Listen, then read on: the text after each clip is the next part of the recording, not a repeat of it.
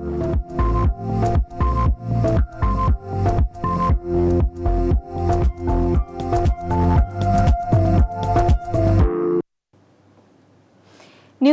এর নিয়মিত সাপ্তাহিক আয়োজন প্রবাস পরবাস অনুষ্ঠানে আপনাদেরকে স্বাগত জানাচ্ছি। আমি লাকমিনা জেসমিন সোমা। আমরা এই অনুষ্ঠানে সারা বিশ্বে ছড়িয়ে থাকা বাংলাদেশিদের নিয়ে আমরা কথা বলি।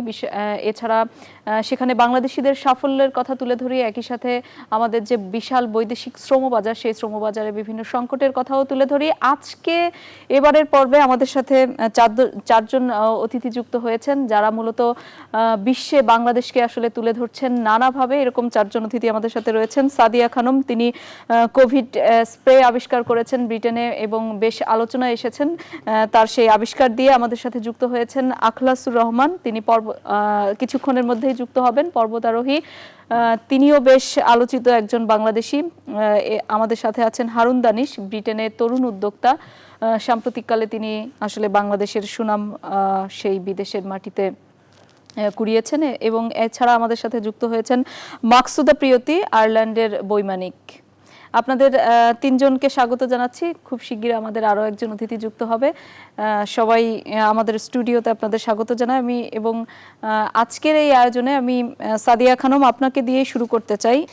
Let's start with Sadia Khanam. Sadia, how are you? And my first question to you is, how did you come up with the idea of making a COVID spray? Hi, nice to meet you. With everybody suffering with COVID-19 globally, as a scientist, I made it my mission to see if I can implement my scientific knowledge and create something that can diminish the genetic makeup of the virus as a form of a disinfectant. I realized that transmission is a huge factor with the spread of the virus. I then asked myself, how do we get the transmission levels to zero? The answer is, of course, a longer lasting disinfectant as a form of a spray that is active on surfaces and that can continually kill viruses, lowering any chances of spread via surface and airborne transmission. So what do you expect? What's your dream about this new invention? So my dream is to be able to help everybody around the world. I want to educate the industry and, allow people to understand that there are different methods of disinfecting and effective methods of different disinfecting so that we can save people from these viruses and transmission of these viruses. Thank you, Sadia. We'll learn more about your invention and about you from you. Please stay with us. আমি একটু যেতে চাই হারুন দানিশ আপনার কাছে। আপনিও নিশ্চয়ই সাম্প্রতিককালে আপনি আসলে একটা স্টার্টআপ বা উদ্যোক্তা হিসেবে ব্রিটেনে বেশ সুনাম কুড়িয়েছেন একজন বাংলাদেশি হিসেবে। আপনার শুরুর গল্পটা একটু জানতে চাই। আচ্ছা, সো প্রথমে আমাকে আমন্ত্রণ জানানোর জন্য ধন্যবাদ। So I started my business in the UK 10 years ago, and আমি facing the problem. We had the problem of skin care and skin health here in the UK, and I found an opportunity to work in this industry. So এবং I started my business, my first clinic, and বর্তমানে আমাদের 33টা branch internationally around the UK, around Australasia, around the Middle East. And alhamdulillah, it's grown very well, and it's all based on the fact that I found a problem which everybody has, which is to maintain and look after their skin, and I found the best way of using technology to help that. Harun Danish, আপনাকে ধন্যবাদ। আমি এবার একটু মাকসুদা প্রিয়তির কাছে যেতে চাই। তিনি আয়ারল্যান্ডে বৈমানিক হিসেবে কাজ করছেন। একই সাথে আমরা জানি যে তিনি এরই মধ্যে একজন টপ মডেল অ্যাওয়ার্ড জয়ী, আইরিশ। মাকসুদা, আপনার কাছ থেকে জানতে চাই যে আসলে এই যে দুই রকম পাওয়ার মধ্যে আপনি আসলে কিভাবে পুরো লাইফটাকে ব্যালেন্স করে চলছেন এবং কোনটাকে বেশি প্রায়োরিটি দিচ্ছেন, বা এখন সময়গুলো কেমন যাচ্ছে? Thank you so much NEWS24 আমাকে ইনভাইট করার জন্য। আসলে ব্যালেন্স ব্যাপারটা তখনই আপনি সাকসেসফুল হতে পারেন যখন আপনি আপনার কাজগুলোকে ভালোবাসেন এবং ভালোবেসে কাজগুলো করেন। আমি আমার ফ্লাইং বা পাইলট ক্যারিয়ার সেটাকেও ভালোবাসি, মডেলিংটাকেও ভালোবাসি, অ্যাক্টিং করাকেও ভালোবাসি। দুইটা তো একেবারে দুই রকম কাজ। হ্যাঁ, যার কারণেই আসলে লাইফের ছন্দটা আসে আমার লাইফে, যে আমি যখন ফ্লাইং করছি তখন ফ্লাইং করছি, আবার যখন নিজেকে আবার নিজের লাইফে যখন ছন্দ আনার চেষ্টা করি তখন আবার মডেলিং করছি বা অ্যাক্টিং করছি। ব্যালেন্সিংটা আসলে তখনই, যেটা বললাম আর কি, যে তখনই আসে যখন আপনি কাজকে খুব ভালোবাসবেন। আর আমি যেহেতু আমার সময়টাকে ভাগ করে নেই, তো ভাগ করে নিলে যেটা হয় যে আমার কাজগুলো প্রোডাক্টিভ হয় এন্ড ফ্রুটফুল হয়, এন্ড তখন আমার প্ল্যান করতে সুবিধা হয়। সেভাবেই আসলে লাইফটাকে ব্যালেন্স করার চেষ্টা করি আর কি। জি, এবং আপনি যেটি আসলে কোন কাজটাকে বেশি ভালোবাসেন, এবং তার সাথে তো আপনার আসলে সময়টাকেও ম্যানেজ করতে হয়। হ্যাঁ, আসলে আমি মানে 1 2 3 বলে আসলে বলতে পারবো না, কারণ ভালোবাসার দিক থেকে আসলে কেউ কখনো বলতে পারে না। আমি, এটা আমার সন্তানের মতো। লাইক আমি যখন আপনাদের একজন মায়ের যখন 6 জন সন্তান থাকে, তখন কিন্তু বলতে পারে না আমি বড় ছোট মেঝো এরকম কাউকে পছন্দ সবাইকে সমান ভালোবাসি ভালোবাসে। বেশি, তাই না? জি। সেরকম আমার কাজগুলোর প্যাটার্নটাই আমি এমন ভাবে বেছে নিয়েছি যে আমি যেগুলোকে বেশি ভালোবাসি। তো আমি বলতে পারবো না যে এটাকে বেশি ভালোবাসি, এটা সেকেন্ড, এটা থার্ড। আমি আসলে ডিফারেন্সিয়েট করতে পারি না। I love them all. Priyoti, আপনার দুইটা কাজ নিয়ে আমরা জানবো। আমাদের সাথে আরো একজন অতিথি যুক্ত হয়েছেন, আমাদের সাথে আখলাকুর রহমান যুক্ত হয়েছেন, পর্বতারোহী। আখলাকুর আখলাকুর রহমান, আপনার ভিডিওটি একটু অন করবেন। আপনাকে মানে দেখতে পাচ্ছি জয়েন করেছেন, কিন্তু এখনো পর্যন্ত স্ক্রিনে দেখতে পাচ্ছি না। আমাকে নিশ্চয়ই শুনতে পাচ্ছেন আখলাকুর? শুনতে পাই। জি, আপনার ভিডিওটি একটু অন করতে হবে, আপনাকে আমরা দেখতে পাচ্ছি না। ওকে, 1 সেকেন্ড।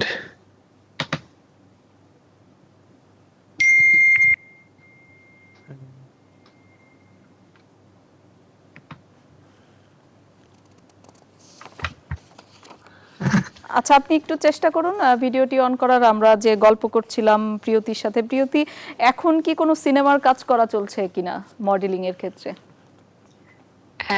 হ্যাঁ, একটা মুভির কাজ চলছে, বাট আমি আসলে এখনো এটা নিয়ে যেহেতু আমি অ্যানাউন্স করিনি, আসলে এখন বলতে পারছি না। আমি পুরোপুরি সবকিছু আচ্ছা, ফাইনাল আমরা হোক, সিনেমার দেন নাম না সবাইকে। জানিয়ে আমরা অন্তত জানি যে এখন তাহলে করোনার মধ্যে এই কাজগুলো কিভাবে করছেন। আমাদের আসলে যে করোনা জুন পর্যন্ত সবকিছু বন্ধ ছিল আয়ারল্যান্ডে, এখন আস্তে আস্তে খুলছে, মানে রেস্ট্রিকশন গুলো খুলছে, এই রেস্ট্রিকশনের মধ্যেই কাজ চলছে। সো স্কেজুল রিস্কেজুল হয়েছে, বিকজ কাজগুলো করার কথা ছিল আসলে লাস্ট ইয়ারেই, মানে 2020-এই। সো এখন রিস্কেজুল হয়েছে, দেখা যাক কাজগুলো শেষ হোক, তাই আমি জানাবো। জি, ধন্যবাদ। হারুন দানিশ, আবারও একটু আপনার কাজ নিয়ে জানতে চাই যে আপনি আসলে যে কাজটি শুরু করেছেন এটিকে ঠিক কোন দিকে নিয়ে যাওয়ার চিন্তা ভাবনা করছেন? যদিও খুবই একটা সুন্দর, মানে একটু ডিফারেন্ট কিন্তু আপনার কাজটি। জি, আমি আমি চিন্তা করছিলাম 10 বছর আগে কোন কোন ইন্ডাস্ট্রি বড় অপরচুনিটি আছে। আমি পাইছি যে আসলে skin care opportunity, skin care মার্কেটও খুব গ্রোথ আছে এই ইন্ডাস্ট্রির মাঝে। এখন আমি আরো ডিপার চিন্তা আপনার করে আসলে আমি পাইছি এক্স্যাক্টলি এই ব্যাপারটি নিয়ে কাজ করা, স্কিন কেয়ার নিয়ে কাজ করার চিন্তাটি আসলো কেন? মানে এটার আপনার ভেতরে কি কোন বিষয়গুলো কাজ করেছে ঠিক এক্স্যাক্টলি এই ক্ষেত্রটা নিয়ে কাজ করার জন্য? আমি আমি 2010 আমি ইউনিভার্সিটি ফেরত আসলাম। আর যে সময় আমি ইউনিভার্সিটি ফেরত আসলাম, আমি দেখছি যে এই টাইম ইউকে ক্রেডিট ক্রাঞ্চ আসছিল, একটা রিসেশন, ইকোনমিক ক্রাইসিস ইউকে চলত আসছিল।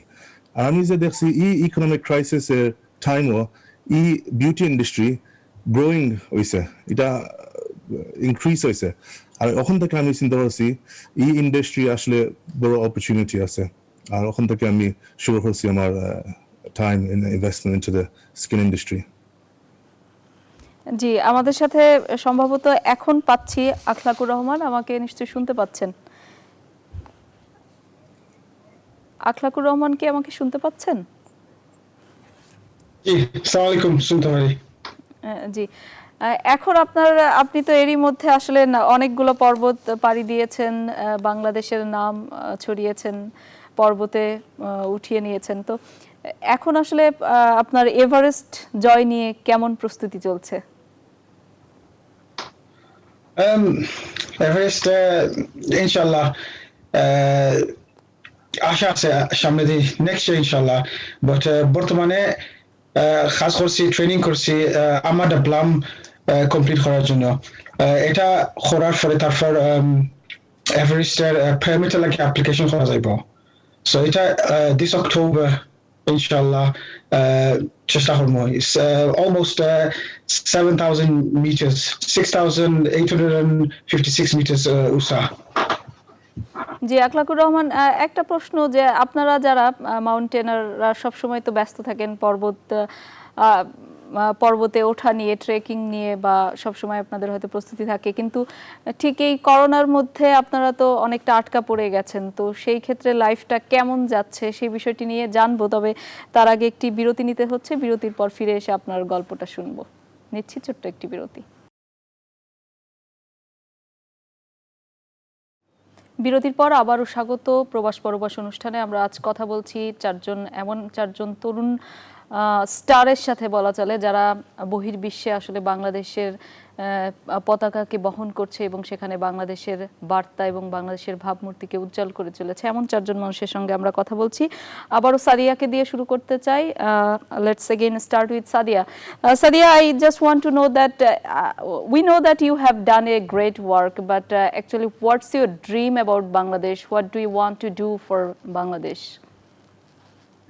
So of course, Bangladesh is my heritage and my people. So it is one of my main priorities to help Bangladesh and their response to COVID-19. I am already intending to introduce a Voltique to the country itself, and I am aware that many people are suffering and do not have access to any sort of effective procedures to combat the virus. So it would be my dream to introduce the product and help everybody around the whole country, introduce it to hospitals, introduce it to public areas, trains, any high touch surfaces, so that when there's a lot of people present, especially in Dhaka, as you can imagine, there's such a high population of people, and it's impossible to keep a pandemic, in control with such high population. So it would be my dream to introduce this as soon as possible, so we can help the country overall and save many people as much as we can. Do you visit Bangladesh, or do you have any plan in next near future? Yes, of course, I do plan to visit very soon. Okay, so good luck for you. I will come to you again. Then আবারও একটু কথা বলতে চাই আরেকজন উদ্যোক্তা, যিনি Britain থেকে আমাদের সাথে যুক্ত হয়েছেন। আমাদের সাথে আছেন হারুন দানিশ। আপনি আসলে আপনার এই প্রজেক্টটাকে কোন পর্যন্ত নিয়ে যেতে চান, এবং বাংলাদেশ নিয়ে আপনার কাছ থেকেও জানতে চাই যে বাংলাদেশ নিয়ে আপনি কি ধরনের স্বপ্ন দেখেন? Of course, আমার স্বপ্ন to open a branch in Bangladesh, in Dhaka. I mean, my grandfather, আমার দাদা, দেশ থেকে লন্ডন আইসেন back in 1950, and through my whole life he's always taught us to remember Bangladesh, not to forget about Bangladesh, and we always had Bangladesh in our hearts. As we've grown up, as I've got into business, I've now admired the way Bangladesh industry has grown. It's one of the fastest growing economies in the world, and it's something that I'm very proud of. Now, I'd love to have a branch of Skin HQ in Bangladesh to be part of that successful growth in the economy, but also to try and help people get employment opportunities in Bangladesh and trying to introduce them to this fast growing skin industry. ওকে, একটু আকলাকুর রহমান, আপনার সাথে গল্প করা হচ্ছিল যে আপনিও নিশ্চয়ই সবসময় একজন পর্বত আরোহী হিসেবে, মাউন্টেনার হিসেবে সর্বোচ্চ পর্বত শৃঙ্গ জয় করবেন, এরকম একটি স্বপ্ন থাকে, এবং সেই প্রস্তুতিও আপনি নেওয়া শুরু করেছেন। আপনার একটু মজার কোনো অভিজ্ঞতা আসলে শুনতে চাই, এই যে এরই মধ্যে আপনি আসলে যে পর্বতগুলো জয় করেছেন, যেখানে পৌঁছেছেন, সবচেয়ে আপনার যেটা মজার কোনো অভিজ্ঞতা ছিল, বা খুব ট্র্যাজেডি বা খুব রিস্কি ছিল, এরকম একটি গল্প শুনতে চাই। Okay, acha. Where do I start? I think Afne, before we went to the break, Afne, how has it been in COVID? COVID, sure, it's been very, very difficult. Getting out of the country, man, there's to get baraya because UK there's not USA mountains because highest mountain UK maze Urugari Ben Nevis 1345, but I'm climbing mountains that are like 6,000 meters almost. So COVID is barani both problem we say. Kintu last year I managed to do the Tinta mountain complete plus the record-breaking climb on Mount Elbrus, which is European Shopsop mountain.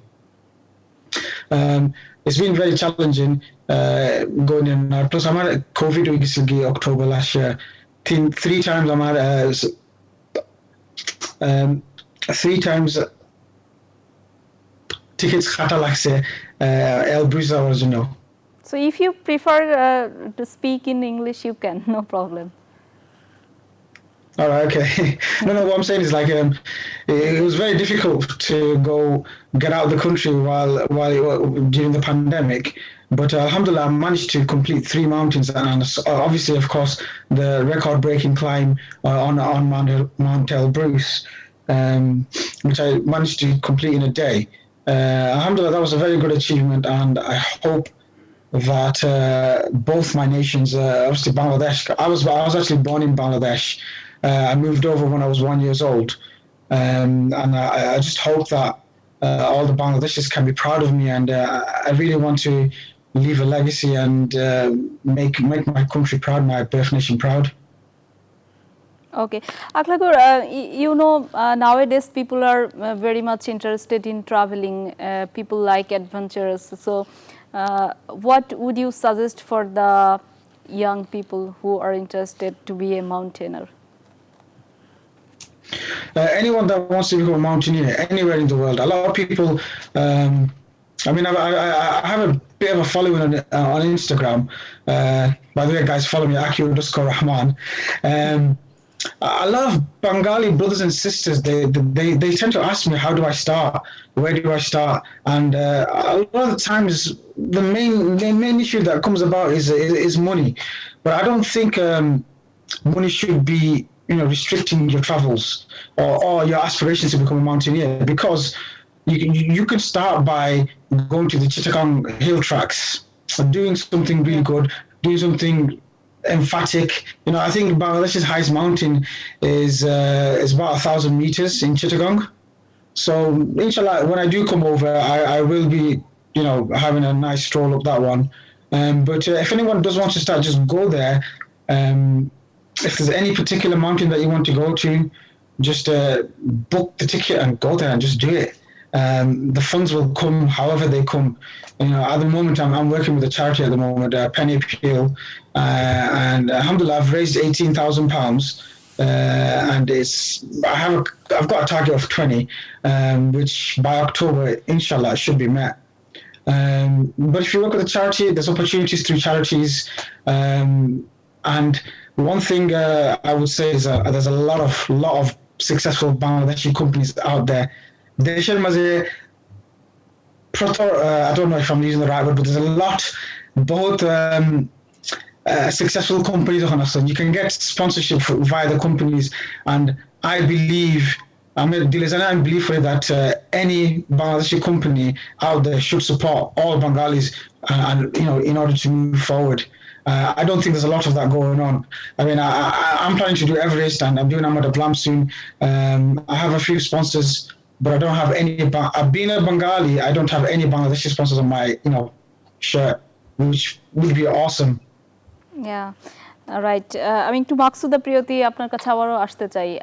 একটু ভিন্ন একটি প্রশ্ন, যে যখন আসলে ঠিক এই শোটি করার আগে আপনার বিষয়গুলো দেখছিলাম, আপনার সম্পর্কে আরো জানছিলাম একটু ওয়েব থেকে, অনেকে আসলে এক ধরনের আমরা দেখি যে যখন একজন মানুষ, বিশেষ করে মেয়েরা, তারা আসলে নানাভাবে উপরের দিকে উঠে যাচ্ছে, নানা ধরনের সব জায়গায় তারা অনেক বেশি তাদের সাফল্য, এরকম সময়ে তাদেরকে নিয়ে অনেক ধরনের গসিপও তৈরি হয় এবং আপনাকে নিয়েও এরকম নানা গসিপ তৈরি করার চেষ্টা করা হয়েছে। সেই ব্যাপারগুলোকে আপনি কিভাবে সামাল দিচ্ছেন বা দিয়েছেন? আসলে এই ব্যাপারগুলো মনে হয় যে আমাদের কালচারেই বেশি হয়। আমি যে কালচারে আছি বা যেখানে আমি ফর্ম হয়েছি আয়ারল্যান্ডে, সেখানে আমার এই এই ব্যাপারগুলো ফেস করতে হয় না। বাট যেহেতু আমি বাংলাদেশের মানুষের সাথে বেশি কানেক্টেড, বাংলাদেশের সাথে কানেক্টেড এবং থাকি এবং থাকতে পছন্দ করি, ভালোবাসি, বিকজ এটাই আমার শিকড়। সো আমার এই ব্যাপারগুলো একটু ফেস করতে হয়, স্পেশালি সাইবার বুলিংটা আমি অনেক ফেস করি। আমি আসলে এটাকে একটা স্ট্রেংথ হিসাবে নেই। স্ট্রেংথ এইভাবে নেই যে আই থিংক আমার আসলে নেক্সট ফেজে যাওয়ার সময় মনে হয়েছে, আমার মনে হয় একটা ভালো কাজ করার সময় হয়েছে। আমার মনে হয় আমাকে আসলে ওনারা মনে করেন যে যারা সাইবার বুলিং করে বা আমাকে ডাউন করার চেষ্টা করেন, ওনারা মনে করেন যে আমাকে আসলে ফেলে দেওয়া যাবে সহজে। আমি আসলে ওনারা বুঝতেই পারেন না আমি আসলে ওনাদের কাছ থেকে আরো স্পার্ক পাই, আমি আসলে আরো স্ট্রেংথ পাই। সো যখন যখন দেখা যায় যে কেউ আবার কেউ সাইবার বুলিং করা শুরু করেছে, তখন মনে হয় যে ওকে, দ্যাটস দ্য টাইম আমার আরেকটা নতুন কিছু অ্যাচিভ করার, নতুন কিছু স্টার্ট করার। So I actually thanks to them thanks to them for inspiring me. এটা আসলে সত্যি আপনাকে যে অনুপ্রেরণা দেয় এবং আপনি আরো বেশি শক্তিশালী হয়ে ওঠেন, আরো বেশি মানসিক একটা শক্তি থেকে আপনি কাজ করতে পারেন, এটা ভালো। কিন্তু অনেকে আছে আপনার মতো, হয়তোবা আমরা এখনো দেখছি বাংলাদেশে আসলে এই ইন্ডাস্ট্রি ঘিরে বিভিন্ন ধরনের এরকম অপপ্রচার, বা অনেকে এরকম শিকারও হন, আবার অনেকে বিভিন্ন রকম অপরাধেও জড়ান। তো সেই জায়গা থেকে আসলে আপনি এগিয়ে যাচ্ছেন, এটাকে অনুপ্রেরণা হিসাবে নিয়েছেন। আপনার কথাগুলো যারা শুনবে তারাও নিশ্চয়ই এটা থেকে এক ধরনের স্ট্রেংথ পাবে, যেটি আপনি পেয়েছেন। যাই হোক, আরো একটি বিরতি নিচ্ছি, তারপর ফিরে এসে আমি আবারও আপনাদের সাথে গল্প করব।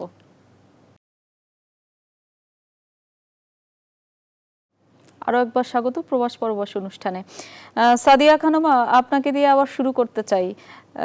আপনি বাংলায় বলতে পারবেন কিনা জানি না, তবে আপনার শেষ সময়ে আপনার মুখ থেকে একটু বাংলায় শুনতে চাই, যদি আপনি পছন্দ করেন। আসলে ফিউচার বাংলাদেশকে আপনি কেমন দেখতে চান? So I have faith that we can help Bangladesh, and the future of Bangladesh will be great. Like Haroon mentioned, it is the fastest growing country in the world, and there is so many pharmaceutical companies out there in Bangladesh too. And in combination with all of the different industries in Bangladesh, if we can introduce an effective disinfectant procedure and handle the viral levels in hospitals and all high touch areas, and I see a bright future for Bangladesh. Yeah, I have good hopes. Okay, and what's your dream in your career? My dream in my career is to be able to, so I'm a geneticist, so I look at genomes and genetic disorders. So COVID-19 isn't my specialized area. So my specialized area is Alzheimer's and neurodegeneration. So I look into diseases like dementia and things like that. So in Bangladesh, there's not many diagnostic tools to help people who have dementia or neurodegenerative disorders. So it'd be my dream to introduce novel diagnostic factors and charities to be able to help Bangladeshi communities to understand really what neurodegenerative disorders are, and make people aware that it does exist, and you know, people need help in being able to handle the disorder, and families also to understand Alzheimer's specifically, because we don't take on mental health as a huge factor. We kind of put it aside. So it's really important for us to educate our own communities to be able to help people living with dementia and the families associated with people with dementia. So that would be my dream, hopefully. Many good wishes for you, Sadia. Thank you. Akhlakur Rahman, আপনি আসলে যেটি বলছিলেন, আপনি অনেক আপনার অভিজ্ঞতার কথা share করলেন এবং নতুন মাউন্টেনার যারা আসলে এখন অ্যাডভেঞ্চারাস লাইফ পছন্দ করে তাদের নিয়ে কথা বলছিলেন। So do you have any plan to open a school for new mountaineer who is interested? is something that I might consider in the future. I believe that কারণ আপনি everyone, I think সবসময় they said it touched বাংলাদেশের upon সাথে it. Connected এবং আপনার এরিয়ার সঙ্গে connected আমরা জানি। Just Bangladesh once a year, inshallah. Probably next visit is in October. Sorry, no, not October, December, to কিছু aid distribution করার জন্য যেটা পয়সা তোলা হয়েছে। So yeah, I think mountaineering school would be a possibility, but I'm more interested in helping people, the less fortunate people. So that's really my aim, to help less fortunate, and I will try to help as many people climb mountains that they want, whoever wants to.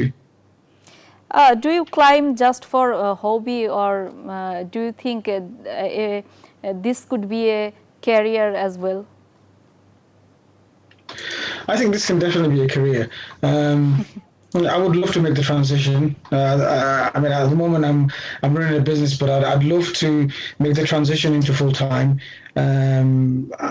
I climb because of my passion, but the thing is, first time round when I went to Mount Elbrus, I remember going there just purely because of my passion, and then all my friends, they sort of said to me, "Listen, people go to Snowdon; it's 1,000 meters. They raise money to help the poor. Why don't you do something, because you're going to something 6 times higher?" I didn't think much of it, but I decided to do some charity work as well, and then boom, before you know it, I've made 10 waterfalls. I failed to climb the mountain that year because my face froze. I felt like a complete and utter failure, but when I made them 10 waterfalls in Bangladesh for the poor people, I actually felt so good, and I felt so liberated, and something in my heart just clicked.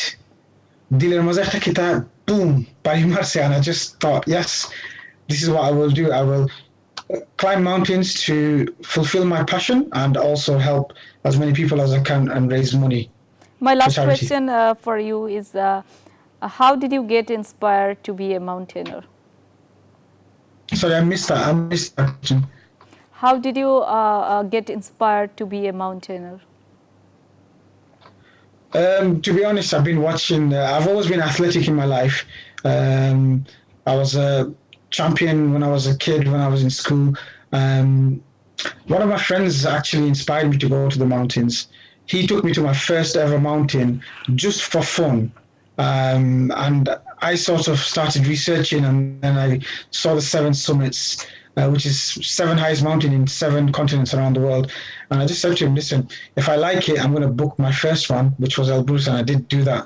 So it was my friend, and also I wanted to leave a legacy for my children, for my family, for my community, really, and show them and give them an example. Like I said before, mental health is very important, and I think Sadia touched on it by saying that we neglect our mental health by going out and walking and climbing these mountains and going out into nature and into the elements. It really relaxes you out, and it also helps your mental health and gain mental strength as well. That's cool. Harun Danish, আপনার কাছে আরেকবার যেতে চাই যে আপনি আসলে বাংলাদেশ নিয়ে কি স্বপ্ন দেখেন এবং আপনার ক্যারিয়ারে আপনি কোথায় পৌঁছতে চান? আমি আমার career, we are opening around the world at the moment branches, and my ambition was to open in our first branch in Bangladesh earlier this year, but due to the COVID pandemic, I was not able to visit. But inshallah, soon I will come and visit, and we'll establish our first branch of Skin HQ in Bangladesh, in Dhaka, and we can start sharing our services and also creating some therapists within Dhaka, and start growing the industry within Bangladesh. জি, মাকসুদা প্রিয়তি, আপনি নিশ্চয়ই খুব তাড়াতাড়ি বাংলাদেশেও কাজ শুরু করবেন এমনটি আমরা জানি, হয়তোবা আপনি এখন এই মুহূর্তে ডিসক্লোজ করতে চাচ্ছেন না। তারপরে আপনার বোথ ক্যারিয়ারে আপনি আসলে নিজেকে কোন জায়গায় দেখতে চান? বোথ ক্যারিয়ারে আমি নিজেকে কোন জায়গায় দেখতে চাই? বোথ ক্যারিয়ার দুইটাই আপনার সন্তানের মতো, সুতরাং আপনার দুইটারই নিশ্চয়ই একটা এইম আছে, একটা গোল আছে। ওয়েল যদি আমি অ্যাক্টিং ক্যারিয়ার কথা বলছেন, মডেলিং এ তো রিসেন্টলি আমি টপ মডেলের অ্যাওয়ার্ড পেয়েছি। জি। সো অ্যাক্টিং এ যদি আমি এখন যেটা স্বপ্ন সেটা হচ্ছে অস্কার হাতে পাওয়া। এন্ড দেখা যাক, আমি সেই পথে Of course হাঁটছি। you deserve. সময় লাগবে, আমার কোনো তাড়াহুড়া নেই, সময় লাগুক। হয়তো একদিন আমি হয়তো অস্কারের মঞ্চে ঠিকই দাঁড়াবো, আমার সাথে ঠিকই বাংলাদেশ দাঁড়াবে।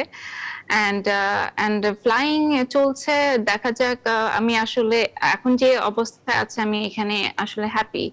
সো এটা নিয়ে এখন এটা নিয়ে আসলে আমি ভাবছি না যে আমি কোনো বড় এয়ারলাইন্সে যোগ করব, মানে জয়েন করব বা সামথিং লাইক দ্যাট। এখন এটা নিয়ে এখন ভাবছি না। আপনার যদি বাংলাদেশে বড় ধরনের কোনো কাজ করতে হয় তাহলে আপনার ফ্লাইং ক্যারিয়ারের কি হবে? আসলে এটা কাজ ভাগ করে নিলে করা যায়, আসলে এমন না তো যে ফ্লাইং ক্যারিয়ার চলে যাবে। আমি বড় ধরনের কাজ, একটা মুভি করতে কয় মাস লাগে? 2 মাস, 3 মাস। 3 মাসের জন্য কাজ থেকে অফ নেওয়া যায়, বা কাজ থেকে বিরতি নিয়ে তারপর কাজ করে আবার আমার কাজে ব্যাক করা যায়। এরকম ফ্লেক্সিবিলিটি আমার কাজে আছে, সো আমি চাইলেই আমি করতে পারি। এবং আপনি যদি আয়ারল্যান্ডেও কাজ করেন অ্যাক্টিং এ, বা যদি মডেলিং এ কাজ করেন, সেখানে কি ধরনের কাজ খুব তাড়াতাড়ি করবেন বা করার ইচ্ছা? আমি আসলে যে আমি প্রথম দিকে আপনি যখন কোশ্চেন করেছিলেন তখন কিন্তু আমি বলেছি আয়ারল্যান্ডের কাজের কথাই বলছিলাম, যে এটা এখনো রিস্কেডিউল হচ্ছে, দেন আমরা কাজ শুরু করব। বাংলাদেশের আপনি যেটা মিন করছিলেন যে মাসুদ রানার মুভির কথা আপনি কি মিন করছিলেন, এরকম কিছু? আমি ভাবলাম আপনি হয়তো এই বিষয়টি নিয়ে ওপেন কথা বলতে না, চাচ্ছিলেন না, না। বাংলাদেশে মাসুদ রানার ওনারা এখন আমাকে স্কেজুল জানায় নাই। এটা নতুন স্কেজুল আমাকে জানানোর কথা ছিল, এখন আমাকে জানায় নাই। সো আমি ওয়েট করছি তাদের স্কেজুল তো পাওয়ার সেই জন্য। সময়ে আপনি চাইলে বাংলাদেশে এসে কাজ করতে পারবেন, তাতে আপনার আয়ারল্যান্ডে ফ্লাইং এ কোনো প্রভাব পড়বে না। না, আমি আমার স্কেজুল নিলে তখন আমি তো অবশ্যই আমার ছুটি নিব, ছুটি নিয়ে তারপর কাজ করতে আসবো তখন সেভাবে। অসংখ্য ধন্যবাদ মাকসুদা প্রিয়তি, এবং একই সাথে আমাদের সাথে আরো যে 3জন অতিথি যুক্ত আছেন: হারুন দানিশ ব্রিটেন থেকে, আখলাকুর রহমান পর্বতারোহী ব্রিটেন থেকে, এবং সাদিয়া খানম যিনি ইনভেনশন করে আসলে তাক লাগিয়ে দিয়েছেন বাংলাদেশের জন্য। আপনারা 4জনই আমাদের গর্ব, বাংলাদেশের জন্য গর্ব। বাংলাদেশের মানুষ আপনাদের নিয়ে গর্ব করে, এবং আপনাদের যে যার ক্যারিয়ারে আপনারা যেভাবে ভালো করছেন, বাংলাদেশকে তুলে ধরছেন, আমরাও আপনাদের জন্য শুভকামনা যে আপনারা যার যার ক্যারিয়ারে নিজেরাও ভালো করবেন এবং দেশের নামকে উজ্জ্বল করবেন। আপনাদের সবার জন্য আরও একবার শুভকামনা, এবং আমাদের সাথে যুক্ত হওয়ার জন্য অসংখ্য ধন্যবাদ। দর্শক, নিউজ 24 এর প্রবাস পরবাস অনুষ্ঠানে এই ছিল আমাদের আজকের আয়োজনে। এতক্ষণ আপনাদের সাথে ছিলাম আমি লাকমিনা জেসমিন সোমা।